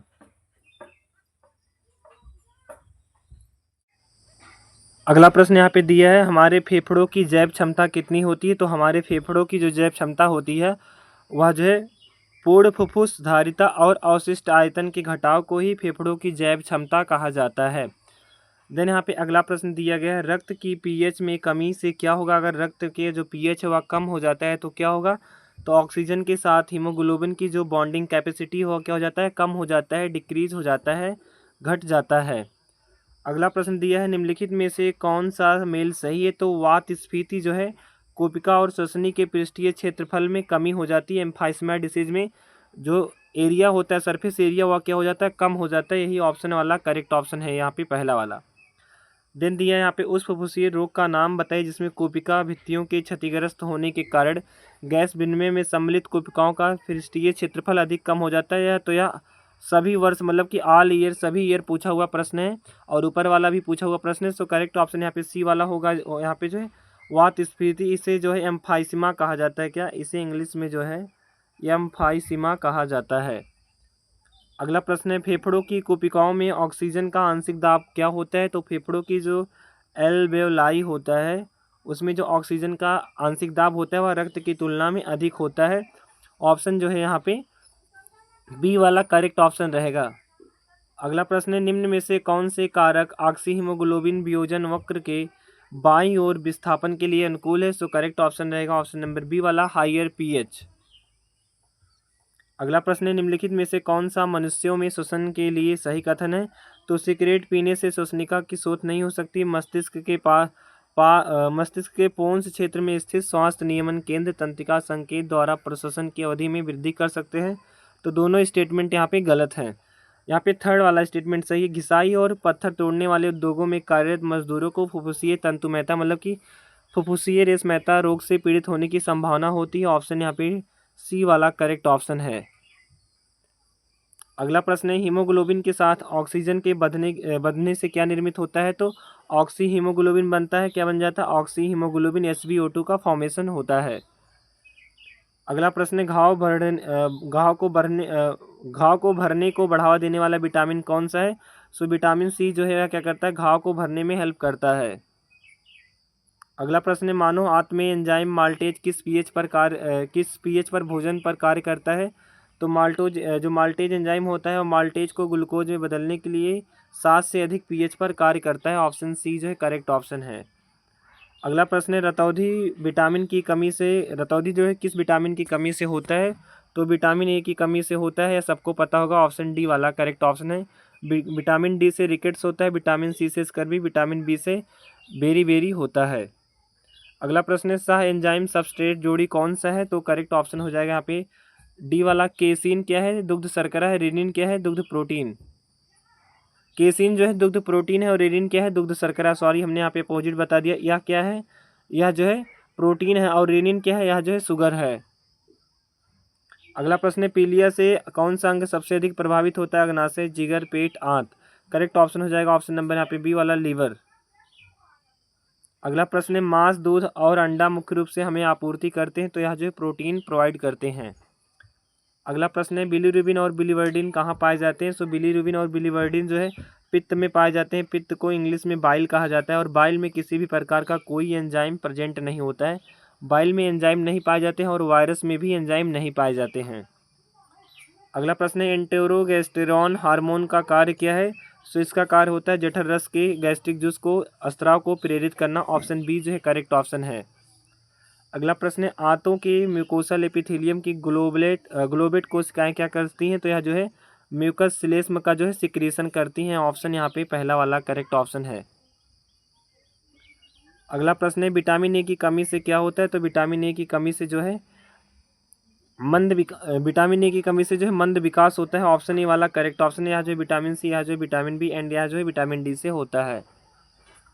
अगला प्रश्न है, वसा का पाइसीकरण इमल्सिफिकेशन किसके द्वारा होता है? तो पित्त, लवण, बाइल साल्ट जो कि बिलीरुबिन और बिलीवर्डिन या तो पिगमेंट हैं जो बाइल साल्ट हैं उन्हीं के द्वारा क्या होता है? फैट का जो है पाइसीकरण इमल्सिफिकेशन होता है। अगला प्रश्न है, कौन सा स्वाद में मीठा है लेकिन चीनी नहीं है? तो सैकरिन जो है वह स्वाद में मीठा होता है लेकिन यह शुगर नहीं होता है। अगला प्रश्न है, दूषित भोजन से प्रवेश करने वाले जीवाणु पेट में मर जाते हैं किससे? तो दूषित भोजन से प्रवेश करने वाले जीवाणु में जो पेट में मरते हैं वह जो HCl हाइड्रोक्लोरिक अम्ल जो है किल कर देता है। अगला प्रश्न है, हाइड्रोक्लोरिक एसिड किसके द्वारा स्रावित होता है? तो हाइड्रोक्लोरिक एसिड जो है वह पार्श्विक कोशिकाओं के द्वारा स्रावित होता है। ऑप्शन डी जो है करेक्ट ऑप्शन है। अगला प्रश्न है, सक्कस एंटेरिकस स्रावित होता है, तो यह जो लीवर, कुहन और ब्रूनर की ग्रंथियों की दरारों से स्रावित होता है सक्कस एंटेरिकस एंजाइम। अगला प्रश्न है, ग्लाइकोलाइसिस में अंततः क्या होता है? तो ग्लाइकोलाइसिस में ग्लूकोज जो है पायरुविक एसिड में बदल जाता है। अगला प्रश्न है, टाइलिन पेट में काम नहीं कर सकता है क्योंकि यह हो जाता है? तो टाइलिन पेट में काम नहीं कर सकता है क्योंकि यह जो है HCl के कारण निष्क्रिय हो जाता है। ऑप्शन ए वाला करेक्ट ऑप्शन रहेगा। अगला प्रश्न है, ईस्ट के एल्कोहलिक किण्वन में किस एंजाइम का उपयोग किया जाता है? सो करेक्ट ऑप्शन रहेगा ऑप्शन नंबर यहाँ पे डी वाला। ईस्ट के एल्कोहलिक किण्वन में जो है एंजाइम जाइमेज का उपयोग किया जाता है। अगला प्रश्न है, मेढक में जीभ के लगाव की सतह होती है, तो मेढक में जीभ के लगाव की जो सतह होती है वह हार्ड उपकरण हार्ड ऑपरेटस होता है। अगला प्रश्न है, कृत्रिम पेसमेकर कहाँ पर लगाया जाता है? कृत्रिम पेसमेकर को कॉलर बोन के नीचे लगाया जाता है और जो हृदय का पेसमेकर होता है वह SA नोड होता है।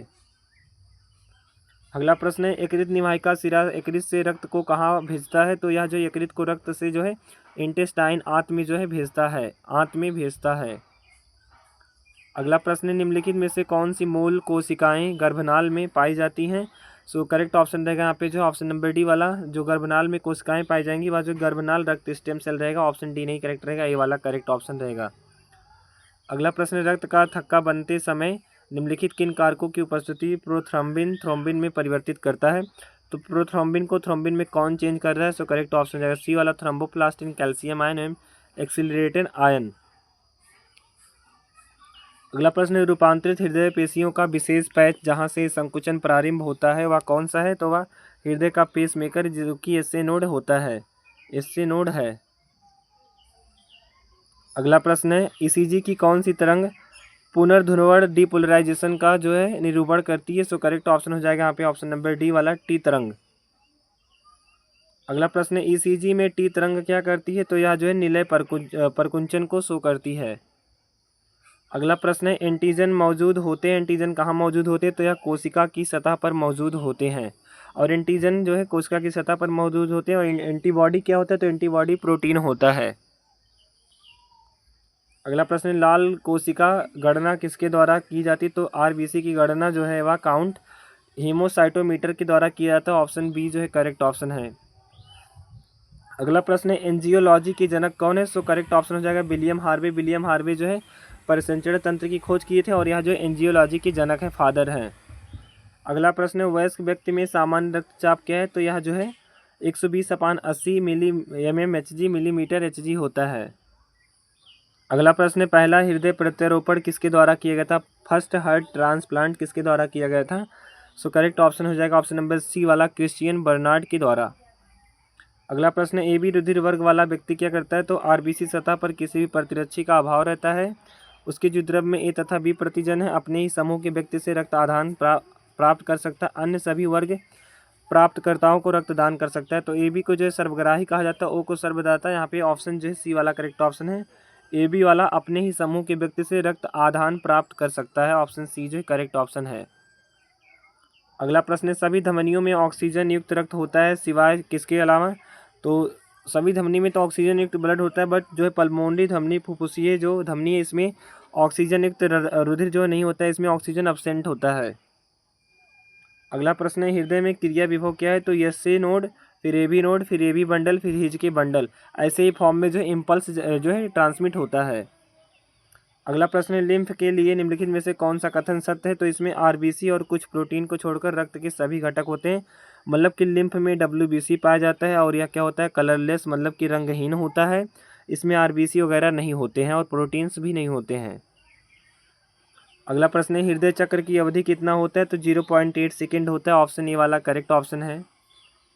अगला प्रश्न है परिहृद धमनी रोग को क्या कहा जाता है। तो इसे एथीरोकठिन्य कहा जाता है। अगला प्रश्न है विकासशील भ्रूण में आरबीसी का निर्माण कहाँ होता है। सो विकासशील भ्रूण में आरबीसी का निर्माण जो होता है वह लीवर में होता है, क्योंकि भ्रूण बोल रहा है एम्ब्रियो। अगला प्रश्न है सिकल सेल एनीमिया किससे प्रेरित होता है। तो यह हीमोग्लोबिन की बीच श्रृंखला में एमाइनो एसिड के परिवर्तन के द्वारा प्रेरित होता है। ऑप्शन बी जो है करेक्ट ऑप्शन है। अगला प्रश्न है एक वयस्क मनुष्य में सिस्टोलिक और डायस्टोलिक दबाव क्या होते हैं। तो सिस्टोलिक 120 mmHg होता है, डायस्टोलिक 80 mmHg 80 mmHg होता है। अगला प्रश्न है श्वसन वर्धक अनुपस्थित होता है, तिलचट्टा में नहीं पाया जाता। ऑप्शन डी वाला करेक्ट ऑप्शन है। अगला प्रश्न है धमनी एक रक्तवाहिका है जो रक्त का वाहन करती है, दिल से दूर मतलब कि हार्ट से दूर ले जाती है, मतलब कि ऑर्गेन्स में ले जाती है। अगला प्रश्न है मूत्र में आरबीसी की उपस्थिति क्या कहलाता है। तो यह हीमेटूरिया कहलाता है। अगर यूरिया प्रेजेंस है तो उसे यूरेमिया कहा जाएगा। अगला प्रश्न है कौन सी जोड़ी सही है। सो यहाँ पे करेक्ट ऑप्शन जो हो जाएगा ये वाला, भूख प्यास ताप का नियमन जो है ताप विनियमन कहलाता है। सो इसका यह जो है हाइपोथैलेमस करता है। कौन, हाइपोथैलेमस। हाइपोथैलेमस जो है भूख प्यास ताप को कंट्रोल करता है। अगला प्रश्न है स्तनधारी भ्रूण के उत्सर्जित उत्पादों को किसके द्वारा समाप्त किया जाता है। तो करेक्ट ऑप्शन हो जाएगा ये वाला, प्लेसेंटा अपरा के द्वारा। अगला प्रश्न क्या होता है जब ग्लोमेरुलर फिल्ट्रेशन रेट गिर जाता है, दर क्या हो जाता है, कम हो जाता है। सो करेक्ट ऑप्शन हो जाएगा यहाँ पे ऑप्शन नंबर बी वाला, रेरिन की जो है सिक्रीशन होने लगता है, रिहाई होने लगता है। अगला प्रश्न है गुर्दा क्या है। तो गुर्दा जो है वह मेसोडर्मल लेयर से विकसित हुआ है। अगला प्रश्न है अमोनिया मुख्य नाइट्रोजनी उत्सर्जक पदार्थ है, तो यह जो है टैडपोल में होता है। ऑप्शन सी जो है करेक्ट ऑप्शन है। अगला प्रश्न है मानव वृक्क की मूल कार्यात्मक इकाई क्या है, सो करेक्ट ऑप्शन हो जाएगा ये वाला नेफ्रॉन। अगला प्रश्न है यदि स्तनधारी नेफ्रॉन से हेनले का लूप या लूप ऑफ हेनले को अनुपस्थित कर दिया जाए फिर हटा दिया जाए तो निम्नलिखित में से किसकी अपेक्षा क्या होगी, तो मूत्र जो होगा वह अधिक पतला बनेगा। ऑप्शन जो है ए वाला करेक्ट ऑप्शन रहेगा, अगर हेनले का लूप जो है वृक्क वाले पार्ट से हटा दिया जाता है तो।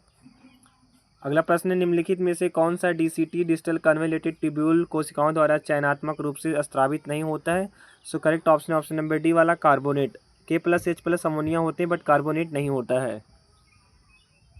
अगला प्रश्न है अधिकांश पानी और लवणों का पुनर्अवशोषण रीअब्जॉर्प्शन कहाँ होता है, तो यह प्रोक्सिमल कन्वोल्यूटेड ट्यूब्यूल समीपस्थ कुंडलित नलिका में होता है, पीसीटी में।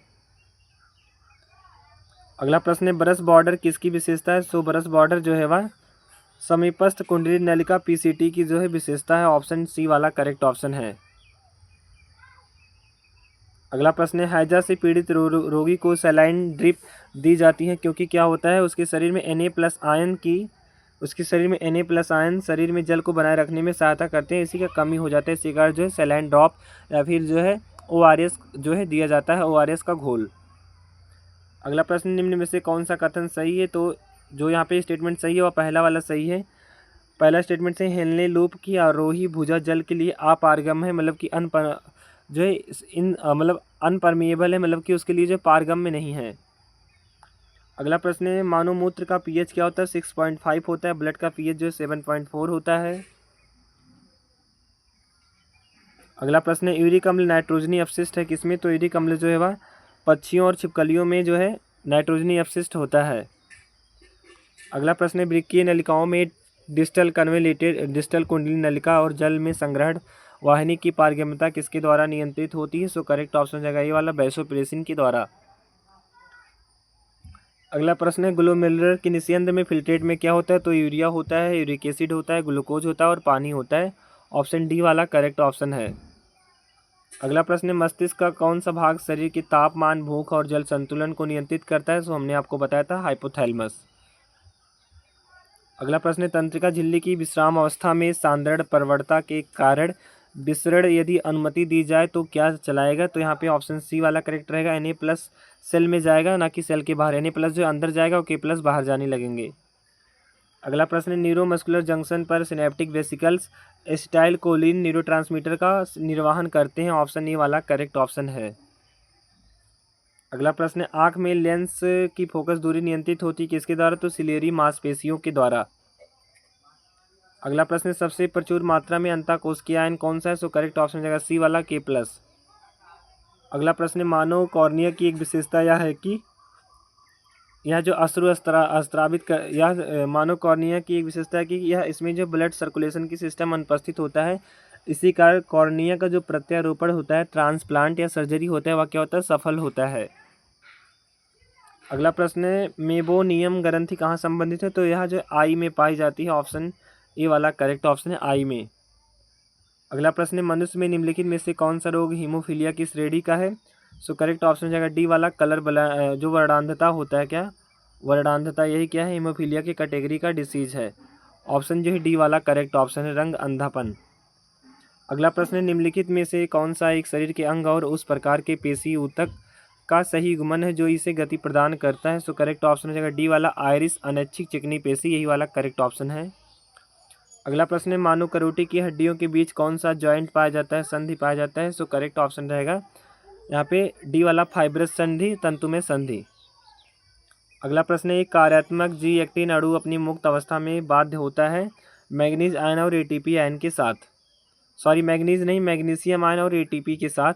ऑप्शन सी वाला करेक्ट ऑप्शन है। अगला प्रश्न है पेशियों का अध्ययन क्या कहलाता है, सो करेक्ट ऑप्शन रहेगा सी वाला मायोलॉजी कहलाता है। अगला प्रश्न है अंश मेखला का भाग कौन सा है, सो गुलिनॉइड कैविटी अंश मेखला का पार्ट होता है। अगला प्रश्न निम्न में से कौन पेशी संकुचन की संकुचनशील कंटेक्टाइल प्रोटीन है, सो करेक्ट ऑप्शन हो जाएगा ये वाला मायोसिन। अगला प्रश्न है मायोसिन फिलामेंट सूक्ष्मदर्शी में काला दिखाई देता है, इसका कारण क्या है, तो डबल अपवर्तक सूचकांक के कारण। अगला प्रश्न है एटलस और एक्सिस याच के बीच मौजूद जो जॉइंट होता है वह कौन सा होता है? तो कुंडा जॉइंट होता है। ऑप्शन डी वाला करेक्ट ऑप्शन है। अगला प्रश्न है ऑस्टियोपोरोसिस में क्या होता है? तो ऑस्टियोपोरोसिस में एस्ट्रोजन हार्मोन की कमी हो जाता है। अगला प्रश्न है कॉक्सल हड्डियों के संलयन से कौन सी गुहा बनती है? सो करेक्ट ऑप्शन रहेगा ऑप्शन नंबर बी वाला एसिटाबुलम। अगला प्रश्न है पेशियों की संकुचनशील इकाई क्या है? तो पेशियों की जो संकुचनशील इकाई है वो क्या होता है? सार्कोमीयर होता है। सार्कोमीयर होता है। अगला प्रश्न है पेशीय संकुचन के लिए ऊर्जा का एकमात्र तात्कालिक स्रोत क्या है? सो करेक्ट ऑप्शन रहेगा ए वाला एटीपी होता है, जो कि एनर्जी प्रोवाइड करता है मसल के कॉन्ट्रैक्शन के लिए। अगला प्रश्न है हायोइड क्या है? तो हायोइड जो है वह फ्रॉग में पाया जाता है, जो कि क्या है? हड्डी है। ऑप्शन यहाँ पे सी वाला करेक्ट ऑप्शन है। अगला प्रश्न है पेशी संकुचन के लिए आवश्यक एटीपेज एंजाइम स्थित होता है, तो यह जो मायोसिन में स्थित होता है।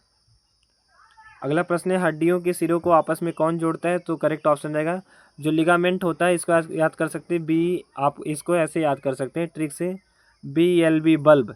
जो बोन को बोन से कौन ज्वाइन कर रहा है? तो जो है वह जो है लिगामेंट ज्वाइन कर रहा है। अगर पूछे TMB मसल्स को बोन से कौन ज्वाइन कर रहा है? तो टेंडन जो है मसल्स को बोन से ज्वाइन करता है, TMB करके याद कर लीजिए। अगला प्रश्न है पेशीय संकुचन से जुड़े तत्व कौन से हैं? तो Na और मतलब सोडियम और कैल्शियम है। अगला प्रश्न है ह्यूमरस और रेडियो अल्ना के बीच कौन सा जोड़ होता है? तो हिंग जॉइंट होता है। ऑप्शन जो यहाँ पे करेक्ट ऑप्शन रहेगा हिंग जॉइंट प्रेजेंट होता है। अगला प्रश्न निम्नलिखित में से कौन सा एक शरीर के अंग और इससे गतिमान पेशी ऊतक के प्रकार का सही युग्मन है? करेक्ट ऑप्शन रहेगा आइरिस, इसमें अनैच्छिक चिकनी पेशी प्रेजेंट होता है। अगला प्रश्न है मांसपेशियां हड्डियों से जुड़ी होती, तो मांसपेशी हड्डी से जुड़ा रहेगा जो है कंडरा टेंडन के द्वारा। अगला प्रश्न है एक गर्भवती स्त्री ने एक ऐसे बच्चे को जन्म दिया जो अल्प विकसित वृद्धि, मानसिक मंदता, निम्न बौद्धिक मापदंड एवं असामान्य त्वचा से ग्रस्त है। ऐसा किसके कारण हुआ है? सो करेक्ट ऑप्शन रहेगा यहाँ पे आहार में आयोडीन की कमी के कारण। ऑप्शन डी जो है करेक्ट ऑप्शन है, क्योंकि स्किन क्या हो रहा है इसमें जो है डिसअफेक्ट है, मतलब कि अफेक्टेड है, तो इसमें थायरॉक्सिन हार्मोन सही से नहीं बना, इसी कारण जो है आहार में आयोडीन की कमी था, इसी कारण जो है वह थायरॉक्सिन हार्मोन नहीं बना और बच्चा इस तरह का पैदा हुआ। अगला प्रश्न है आर्थो रिसाव या आर्थो प्रवाह किसकी कमी के कारण होता है? सो करेक्ट ऑप्शन रहेगा यहाँ पे जो है आर्थो रिसाव या आर्थो प्रवाह जो है प्रोजेस्टेरॉन से होता है, यहाँ पे ऑक्सीटोसिन ऑप्शन नहीं रहेगा। अगला प्रश्न है निम्न में से कौन सा हार्मोन उन्नत परिवर्तित अमीनो अम्ल है? सो करेक्ट ऑप्शन रहेगा ऑप्शन नंबर ए वाला एपिनेफ्रिन क्या है? वह उन्नत हार्मोन है अमीनो अम्ल वाला। अगला प्रश्न है पैराथायराइड हार्मोन के साथ मिलकर काम करने वाला विटामिन कौन सा है? सो करेक्ट ऑप्शन है बी वाला कैल्सीफेरॉल। अगला प्रश्न है निम्न में से कौन हार्मोन व उसकी कमी से होने वाली बीमारी से जुड़ा सुमेलित जोड़ा है? सो करेक्ट ऑप्शन रहेगा LH ल्यूटिनाइजिंग हार्मोन, अंडोत्सर्ग में असफलता, डिले इन ओव्यूलेशन। अगला प्रश्न है पैराथ हार्मोन नियंत्रित करता है, तो यह जो है रक्त कैल्शियम ब्लड कैल्शियम लेवल को जो है कंट्रोल करता है। अगला प्रश्न है रासायनिक रूप से हार्मोन्स क्या है? तो हार्मोन्स जो है रासायनिक रूप से बायोजेनिक एमीन्स हो गए, स्टीरॉयड हो गए, यही सभी होते हैं। ऑप्शन ए वाला करेक्ट ऑप्शन है। अगला प्रश्न है हाशिमोटो रोग में लक्षण इस प्रकार विकसित होते हैं कि थायरॉक्सिन का हाइपोसिक्रीशन होने लगता है। अगला प्रश्न है गॉइटर एक रोगात्मक स्थिति है जो इससे जुड़ी है थायरॉक्सिन हार्मोन्स की कमी से गॉइटर घेंघा रोग होता है। अगला प्रश्न है निम्न में से किसका इंजेक्शन लगाने से उपापचयी दर बढ़ जाती है? सो करेक्ट ऑप्शन रहेगा सी वाला थायरॉक्सिन। अगला प्रश्न है एक्रोमेगैली का कारण क्या है? सो करेक्ट ऑप्शन रहेगा ग्रोथ हार्मोन की अधिकता, ऑप्शन ए वाला करेक्ट ऑप्शन है।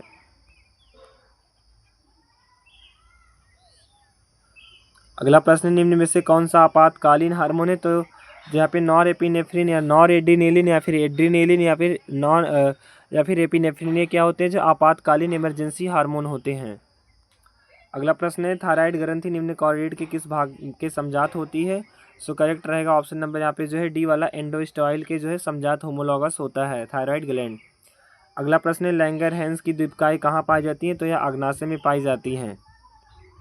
अगला प्रश्न है वयस्कों में अपर्याप्त थायरॉक्सिन से क्या होता है? तो गॉइटर होता है। यहाँ पे ऑप्शन जो ए वाला करेक्ट ऑप्शन अपर्याप्त इनसफिशियंस थायरॉक्सिन से जो है मिक्सडीमा होता है। ऑप्शन डी वाला करेक्ट ऑप्शन है। अगला प्रश्न है, शरीर में रक्त, सोडियम और पोटेशियम दोनों स्तरों को किसके द्वारा नियंत्रित किया जाता है? सो एल्डोस्टेरोन हार्मोन ब्लड में सोडियम और पोटेशियम दोनों स्तरों को नियंत्रित करता है। अगला प्रश्न है, स्तनधारी कान के कॉक्लिया का संबंध क्या है? तो यह जो है सुनने में मदद करता है। ऑप्शन नंबर बी वाला करेक्ट ऑप्शन रहेगा, सुनवाई सुनने में। अगला प्रश्न है, ग्लूकागॉन हार्मोन किसके द्वारा स्रावित होता है? तो यह जो है अग्नाशय से स्रावित होता है।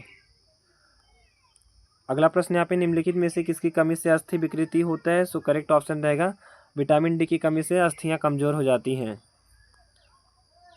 नेक्स्ट एंड लास्ट क्वेश्चन है, पीटीएच पैराथायराइड हार्मोन को हाइपरकैलेस्मिक हार्मोन कहा जाता है क्योंकि यह क्या करता है? तो यह रक्त कैल्शियम के स्तर को बढ़ा देता है। ऑप्शन सी वाला करेक्ट ऑप्शन रहेगा। एक और प्रश्न बचा यहाँ पे, यहाँ पे एक नहीं, अभी और बचे। मानो कान की किस संरचना की उत्तेजना से ध्वनि तरंगों का मस्तिष्क द्वारा अनुभव किया जाता है? सो ऑप्शन यहाँ पे डी वाला ऑप्शन करेक्ट ऑप्शन है, कॉर्टिक के अंग के संवेदी बाल कोशिकाओं के द्वारा। अगला प्रश्न है, कार्पस लुटियम स्रावित होता है? तो यह जो है कार्पस लुटियम स्रावित करता है, यह जो प्रोजेस्टेरॉन का सिक्रेशन करता है। अगला प्रश्न है, निम्नलिखित में से कौन सा हार्मोन क्रिया में दूसरा संदेश वाहक नहीं है? सो करेक्ट ऑप्शन रहेगा ऑप्शन नंबर यहाँ पे डी वाला, सोडियम नहीं है। अगला प्रश्न है, शरीर की दैनिक लय को कौन कंट्रोल करता है? तो मेलेटोनिन हार्मोन से जो मेलेटोनिन हार्मोन है, या जो है पीनियल ग्लैंड के द्वारा सिक्रीट होता है, स्रावित होता है, सिक्रीट होता है, जो कि क्या करता है? शरीर के 24 घंटे की प्रक्रिया सोने जागने दैनिक लय को कंट्रोल करता है। अगला प्रश्न है, क्रेटिनिज्म असामान्य स्राव के कारण होता है किसके? तो थायरॉक्सिन हार्मोन के कमी के कारण होता है। अगला प्रश्न यहाँ पे, कौन सा हार्मोन वृद्धि हार्मोन की रिहाई को रोकता है? सो करेक्ट ऑप्शन हो जाएगा सी वाला, सोमेटोस्टैटिन। अगला यहाँ पे प्रश्न है, एंडोक्राइनोलॉजी की जनक के रूप में किसे जाना जाता है? तो थॉमस एडिसन को जाना जाता है।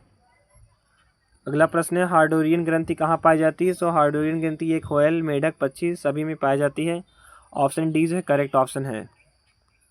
अगला प्रश्न है, निम्नलिखित में से कौन पुरुष सेक्स हार्मोन है? सो करेक्ट ऑप्शन रहेगा यहाँ पे हम लोग का ऑप्शन नंबर सी वाला, एंड्रोजन जो है पुरुष सेक्स हार्मोन है। क्वेश्चन खत्म हुए। So thanks for watching all of you dear student, most welcome all of you in med mind Ved academy. All the best for your upcoming exams. I hope आप सभी अपने exams को अच्छे से दें और आपका एग्जाम में अच्छे मार्क्स आए और आप लोग जो है अच्छे एग्जाम से पास हों।